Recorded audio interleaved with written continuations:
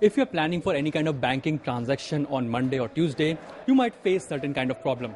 Check clearances and cash withdrawals and deposits in the public sector bank branches across the country were hit as the employees started a 2-day strike to press for a revision in the wages. However, private sector banks such as ICICI Bank, HDFC Bank and Axis Bank were functioning normally because their staff are not on strike. दिक्कत यही है कि जब bank ही बंद है तो वहाँ से कैसे निकालेंगे?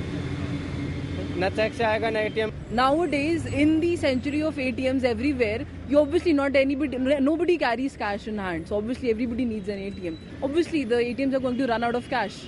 We will require money. Obviously it is going to affect. The unions had rejected the Indian Banking Association's offer of a 10% wage hike during a conciliation meeting held on February 6 with the Chief Labour Commissioner. 18 तारीख की पिछले वर्ष एक दिन की हड़ताल की थी, उसमें कोई सलूशन नहीं निकला था। उसके बाद हमने जनवरी में 20-21 2 दिन की हड़ताल दी थी, लेकिन उस हड़ताल के कारण जो है सरकार जो है अपना जो ऑफर था वो बढ़ाने में कामयाब रही। हमें भी सफलता मिली और हमें लगा कि आगे ये बातचीत चलती रहेगी और हमें जो हमारी जायज़ मांग है वहाँ तक पहुँचने में सफलता मिलेगी।